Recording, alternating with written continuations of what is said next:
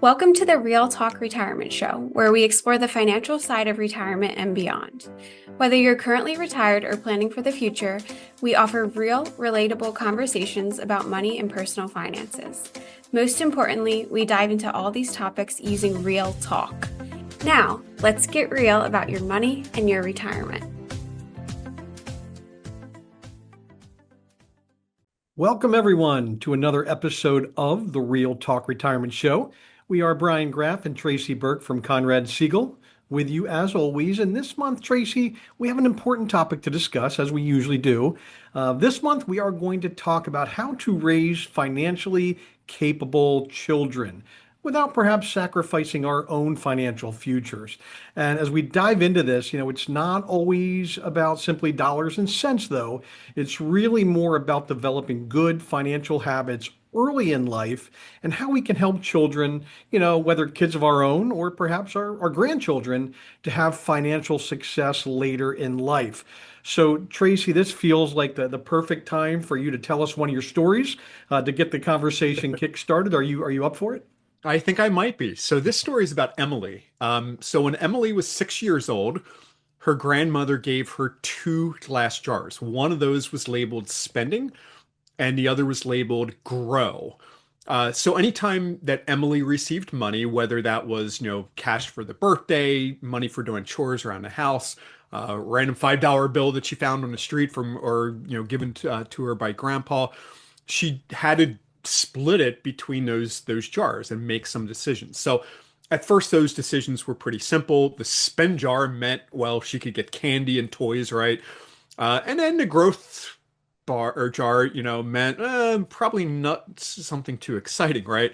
Mhm. But over time, something really powerful happened in this story about Emily. And she started watching that grow jar fill up. And she started to understand maybe about how waiting and that delayed gratification sometimes gave her options and waiting gave her choices to make, right?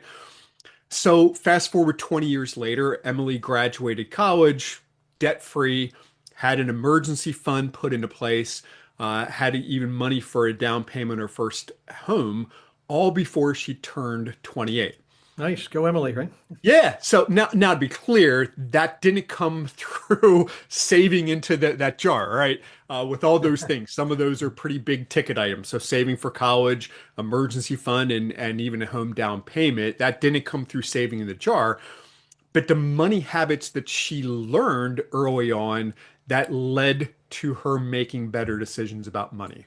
Yeah, all about habits. So thanks, Tracy, for that. And in today's episode, we're really going to try and break it down into different age groups.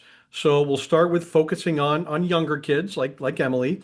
Then we'll move into that teenage age range and young adults, and end up with some thoughts for those that are perhaps in the sandwich generation, those that have children of their own, but may also be helping their own parents Yeah. during their later years in life.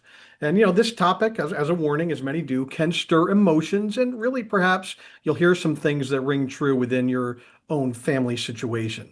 So let's start with talking about younger children. So, financial education with kids between the ages of, let's say, 5 and 12 years old doesn't usually start with investing apps or stock market conversations.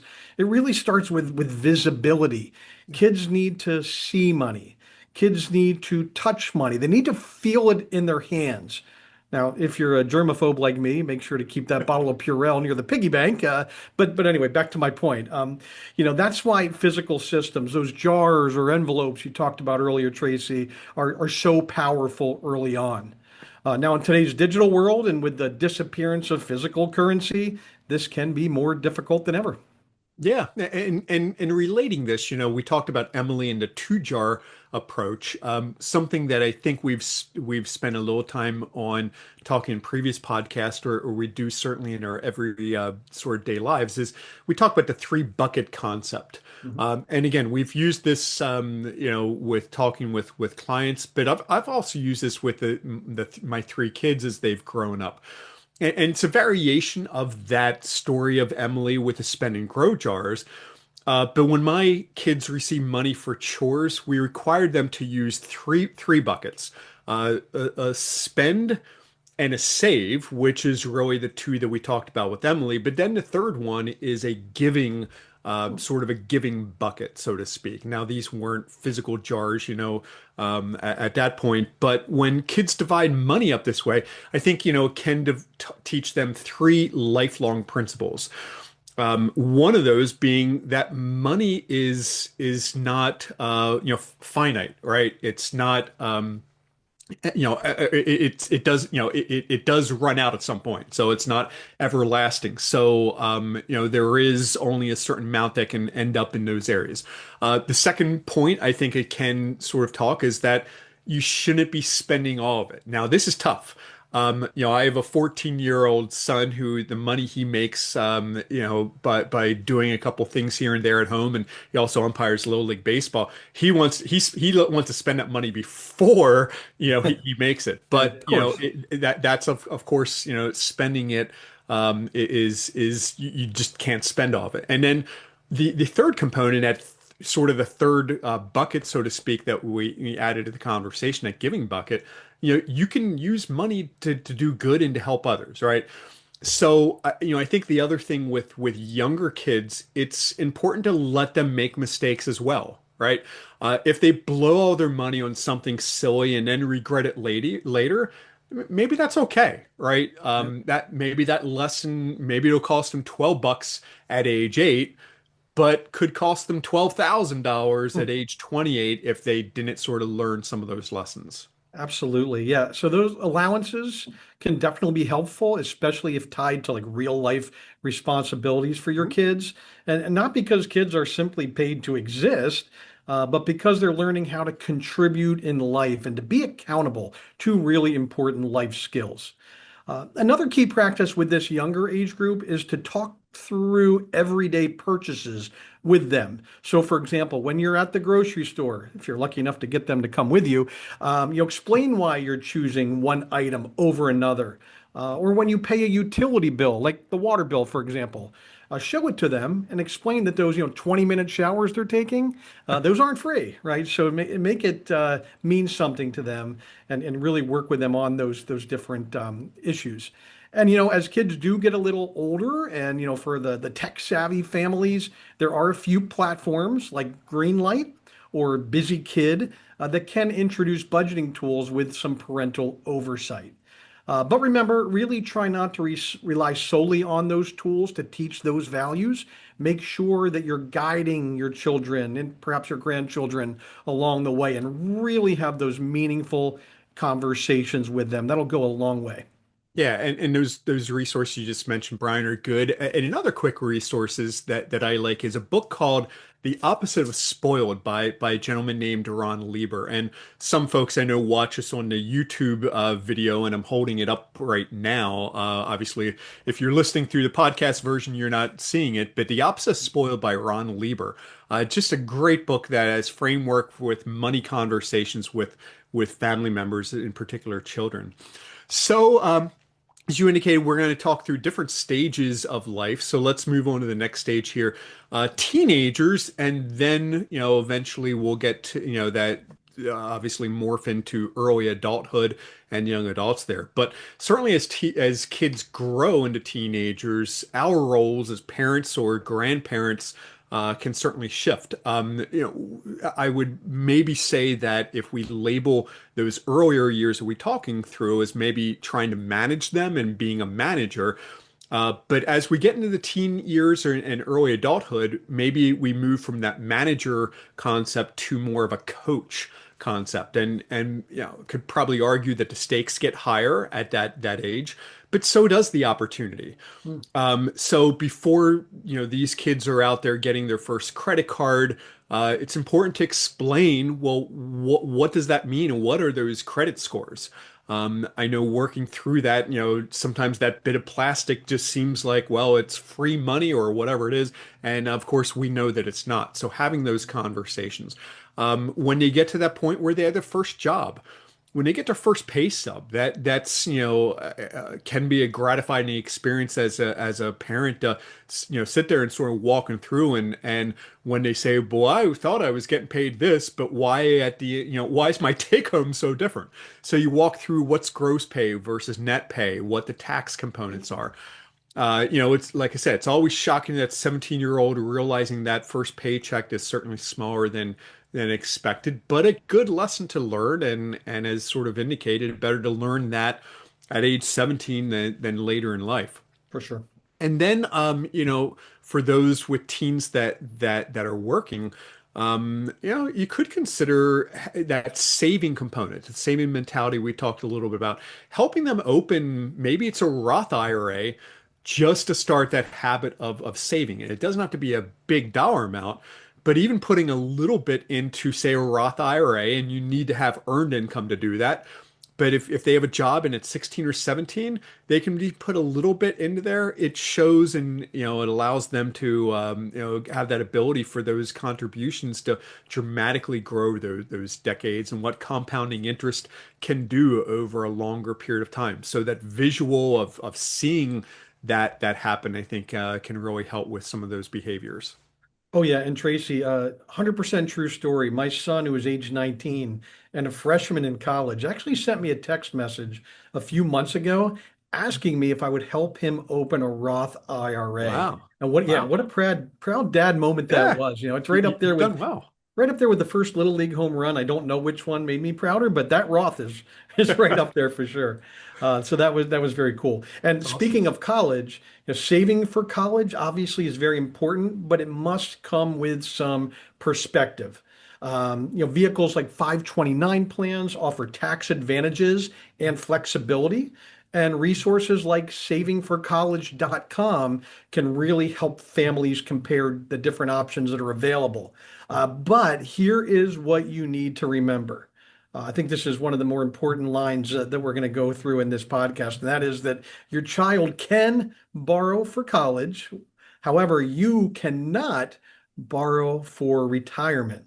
Okay, so just try and keep that in mind. We've seen way too many parents drain retirement accounts or pause their contributions along the way or take on additional debt just to fund their children's education, only to later become financially dependent on their children. So that's not generosity, and more importantly, not really a smart financial move. Yeah, and let's talk about that a little bit more here, Brian. Yeah, We've heard parents say sort of like what you said, or things like, "I just don't want my kids to struggle like I did," right? We always want that next generation to right. have it better off. And then they provide them with an overabundance of things. And while that's noble and can be considered loving and yeah, but again, just keep in mind that sometimes helping them today means that either you or maybe perhaps they as well can struggle later, and that's not always the most prudent. Um, so being an old guy like you and I are these days, Brian, Right. I recently saw an article by AARP that highlighted the issue that parents of underfunding retirement while they're still financially supporting some of their adult children. What this article from AARP sort of suggested was really four things. First, contribute enough to retirement to capture your employer matches, right? We talk about that a lot. So your workplace retirement account, whatever that employer match, making sure you're at least doing that at a bare minimum. Build that solid emergency fund. I've talked about that before. Pay down any high interest debt. There's good debt, there's bad debt. We've talked through some of that today. So try to pay off and down that high interest debt. And then, help children beyond the basics if you're able to do all those things and have that desire to help it. So, yeah, I thought that article had some good points that AARP put out there. For sure. And those are items that we frequently talk about with investors. If retirement contributions pause for even just 5 years in your 40s, for example, the long-term compounding loss can really be significant. And trust me, I get it. I mentioned I have a son in college. Well, I also have a daughter in college and another daughter that just graduated from college. So I'm living it and I'm feeling it. And it Yeah. really is tough to balance helping your children financially with also taking care of yourself. So we're all really just doing the best that we can. So let's shift now to talking a little bit more about helping adult children. So we realize that not everyone may be in a position to help adult children with certain items, but for those that are, a few things to keep in mind. Number one, definitely be intentional and strategic about this and track it properly. So if you gift your adult children or even adult grandchildren, keep in mind that you're able to gift up to $19,000. This is in 2026 per person per year. Double that to $38,000 per year for married couples without additional reporting. Okay. And if you're able to help your adult children to save for your grandchildren's college expenses, 529 college savings plans to save for your grandchildren's college might be a prudent way to go. Usually it's the best way to go in those situations. Okay, and also keep in mind that you could pay tuition directly to the school or pay larger medical expenses directly to the healthcare facility if you want to help in that way. Yeah, and again, this isn't for everybody, or not everybody's in that situation to do it, but for the folks that sometimes that are asking about those are all very good points there, Brian. And at times we hear questions then about, well, should I help buy a car or home purchase for my young adult child? If we sort of break down those two components first, the cars. So if you do want to help with a car purchase, maybe one concept to consider is sort of like a matching program. Instead of paying for it fully and say, "Hey, here's the car," maybe have them have some skin in the game, right? So that if they put in X number of thousand of dollars, that you'll match that contribution. Also have clarity about who's paying for insurance, right? That could be the car insurance. That's important. Something that is really important is really to avoid co-signing loans. Some people do that both with cars and especially with homes. Unless it's absolutely necessary, co-signing a loan, a lease, for especially cars, really can open up you to some liability and some other problems that's out there. So, a couple thoughts on cars, but then for homes. Of course, the home sometimes can be construed as a great investment over the long term, but those down payments can be very, very challenging for, folks early in adulthood, of course, and getting help from parents or even grandparents can certainly be a huge help there. But similar to car loans, co-signing mortgage is usually a very, very bad idea, because what it can do is it can expose your credit score. If your child or grandchild isn't paying things back, it can really hurt your credit score. And it can also expose you to liability as well in case something goes wrong. So important consideration there. So before helping, I think, ask yourself if, this is accelerating your child's financial independence, or maybe it's delaying it if we're honest with ourselves at points. And sometimes the loving answer is guidance and not, handing over money, right? So, ideally, if there are those gifts that we're helping, those children with, it hopefully empowers them in some way and creates some independence, not that expectation, of course, of future help. So transparency, being direct is also a big part of it. Yeah, thanks, Tracy. So I think for our final segment of today's podcast, we're going to go over having family conversations about money and about all the topics we covered in the first portion of the podcast. And we realize that conversations about money are often not very easy. In fact, we just had a very recent episode discussing this with Carl Richards, the author of the book Your Money. If you want to go back and listen, it is episode number 15 of our podcast series and was released in March 2026. But, whether you're an adult child with aging parents or if you are the aging parent, there are some important steps to take. And these conversations are really, really important. So first, talking to parents with adult children. Remember, it is really important to loop them into your financial plan at some point, and sooner is better than later. So that way they have full awareness as they may need to eventually help ensure your estate plan and legacy wishes are fulfilled someday. So we got to keep them in the loop and talk to them about your financial plan. How do you expect to spend your retirement and what lifestyle adjustments might you need to make? Do you plan to downsize or relocate? Do you want to spend more time with the grandkids? Again, all important topics. And then really let them know about your estate plan, what you intend to leave behind, whether we're talking about financial accounts, property, or personal valuables. Don't have it be a surprise, which can often and easily lead to conflicts among surviving family members. There are no hard and fast rules about what and how much you need to share. You can use percentages instead of, use rough ballparks instead of real numbers if you're more comfortable with that. Yeah, and besides communicating some more tangible items, also, communicate what your goals and values are, right? And some people might seem that touchy-feely type of thing and might sort of work away from that. It's just not about the numbers and about assets, right? It's also about what's important to you and what you hope to accomplish really the rest of your time. And because some people might want to fund future education, generations for educational efforts or charitable inclinations, all those type of things. So passing along some of that information on your values is important. So some of that could include long-term care plans. Just goes in a little bit what you were just mentioning, Brian. But do you have insurance, long-term care insurance or funds set aside to do it? Where do you prefer to age? Do you prefer to stay at home as long as possible? The state document roles, this is something else that's super critical to share with that next generation at the right time. Who are playing the certain roles within your state documents? Who's the executrix? If there's any trustees or whatever that might be. Because that's, by clear communications, this eliminates confusion and makes sure it's clear of who's serving that role. And again, it can help just create that clarity during your lifetime. The other thing is where these important documents are kept.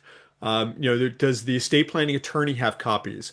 I might have shared this before, even on this podcast. I know my mom's important documents are kept in a deep freezer right next to that frozen corn that's out there. So I know where to go when something happens in her situation. I love that, Tracy. Yeah, and all these topics are super important, but it's also really important to be smart about how you have these conversations with your family members. So consider this, when will you have the conversation? We would recommend that you avoid holidays or other major family events. Set an agenda and decide in advance what you will and what you won't share, and be clear about the purpose of the conversation with your loved ones going in, so everybody has that same perspective.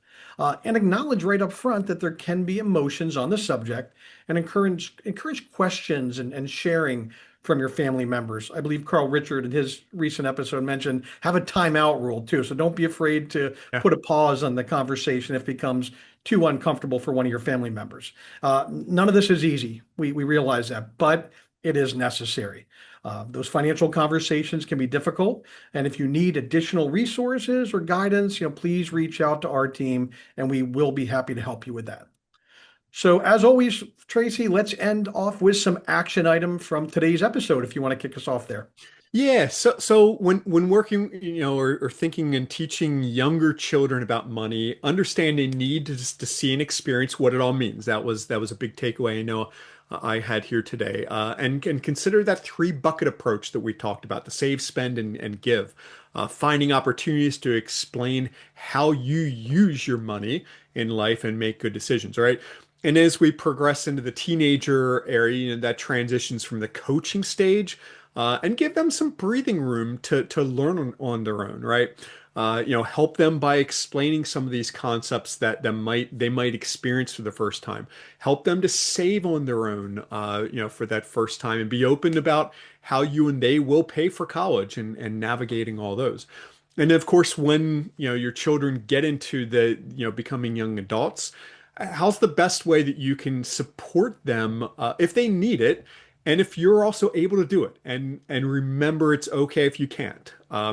but you're balancing your own financial future with helping to get your children off on that financial rate steps. And then finally, further down the pike, either in retirement or those with aging parents, just those healthy conversations you were just talking about, about their situation. So there's no surprises, and that all the family members can support each other throughout that stage, and they feel good about what's out there happening. So not always easy conversations, but again, Brian, important ones.